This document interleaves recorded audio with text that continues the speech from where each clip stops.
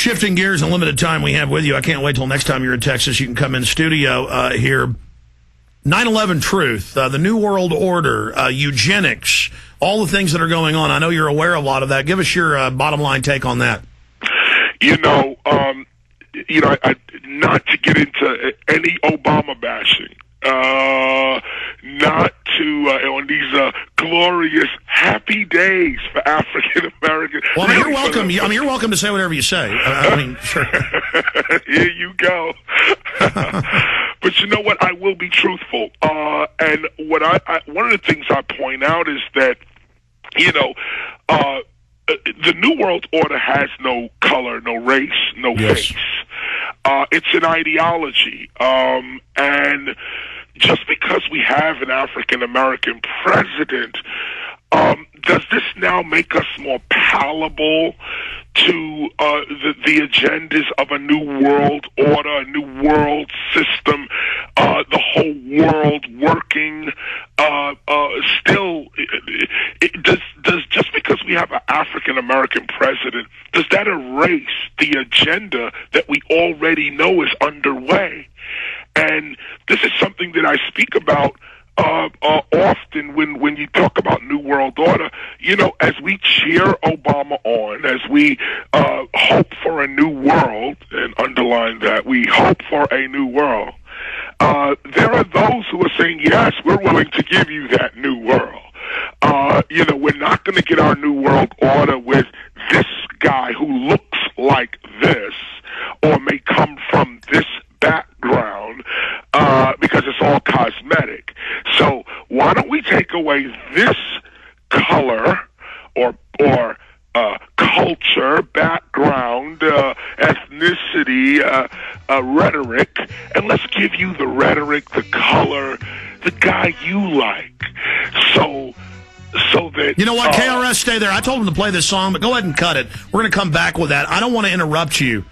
I don't want to interrupt you. Start over. This is, in fact, let's skip this break, John. Let's skip this break at prisonplanet.tv, because I want to skip this break right now. Start over, because this is such an important point. Again, the way you boil it down, it would take me an hour to explain this, is that I'm happy we've got an African-American president. That's great, because I want everybody to live in peace. And but I wish that he wasn't a globalist. I wish I knew, because I've studied it, that it wasn't a deception. I wish that that in the end it's going to turn people against each other, because he's going to be able to ram through the New World Order agenda. And now when I oppose it, people are going to think I don't like him because he's black. Right. And this is what African Americans, if you're listening right now to this show, we can't get caught up in this. Truth has to be the new agenda for why you argue. Truth, 9/11 truth. Truth. If you got information, if you know what's going on, you can't deny the truth. And as much as I appreciate just the fact that I know my elders and ancestors wished for this day. They wished for an African-American president.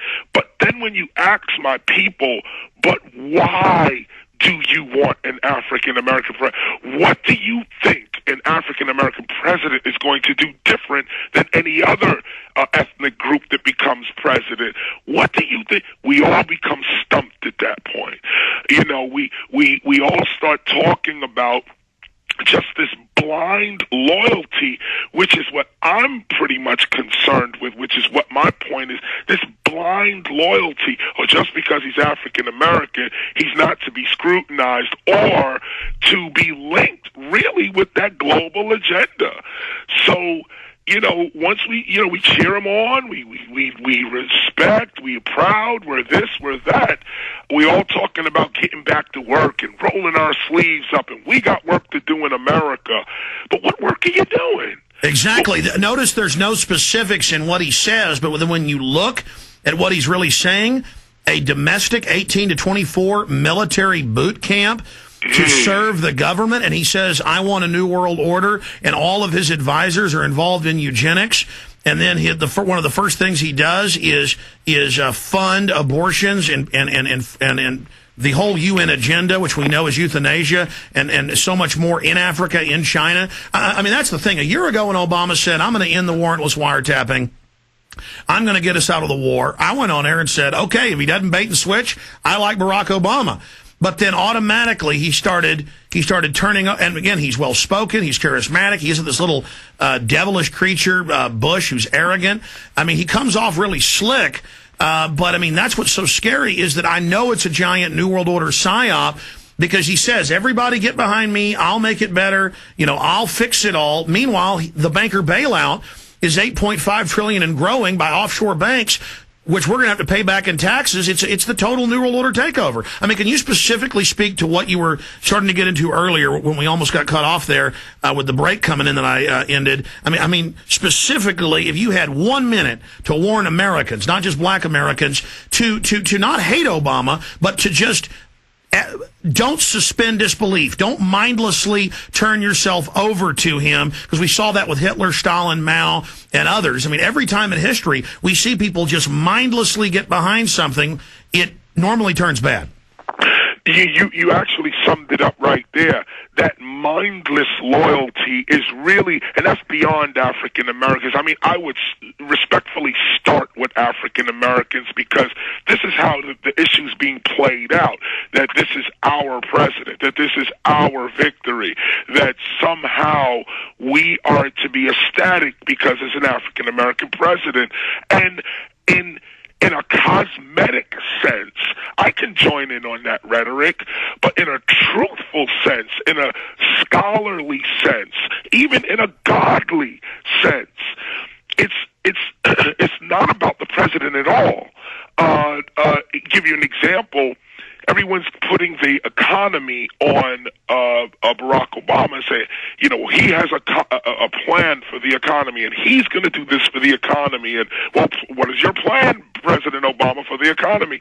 Not realizing that the economy has nothing to do with him. It's run by offshore. It's run by offshore private banks, and I mean that's the thing. Right. Is that he's this big diversion and big distraction when he is a puppet, just like Bush was a puppet. If he tries to become a real president, it's what Hugo Chavez said last week. They'll do what they did to Kennedy. Exactly, and Martin and all the others. Now, here's the point: if he tries to be a president for the people for real, he's going to have to go against the corporate structure that actually holds the country together, that actually put him in office. There was arguments that Hillary Clinton made in the campaign, which I find ridiculous. I mean, not her statements, but the fact that in politics you argue with each other, you pull out everyone's faults. He ain't this, she ain't that, you did this, you said that. Then whoever wins, you kind of push all that to the side and say, well, now we have to support this guy here, and this is what it is. The president is like the manager of Burger King. You know, when your fries are cold, when your hamburger isn't done right, you go to the manager and you say, my fries are cold, I want a new hamburger, give me my money back. And the manager is there specifically to deal with your gripes. But you never get to speak to the franchise owner of Burger King. You never get to speak to the ones that really run the show. And this is the part right here that, and you said if I have 1 minute, we kind of went over that. If there was one warning to give, it is do not mindlessly follow anyone. No one is worthy of being mindlessly followed, no matter what race they are, what religion, whatever they could drop out of the sky. You're not to be mindlessly followed, because number one, that's un-American. True American, if we can get back over to that real aspect of checking your government, being your own law unto yourself, being independent. See, this idea of supporting a president the way we are doing it, when I say we, meaning African Americans in particular, is taking away our independence, our independent thought. Are we going to check this guy for real? For real? Or are we just going to go along with the, the dollar is sinking, and they want to make Mexico, America, and Canada one thing, so to speak. What is going to happen to the United States? Because when you have this much debt, the only way out of it is either to enslave the people or the people go to war against their debtors. And this, too, was American, as it got the country started. And that's why they're moving in the troops in Northcom, because they know what they're about to do to us. Our only normal response would be to physically fight back.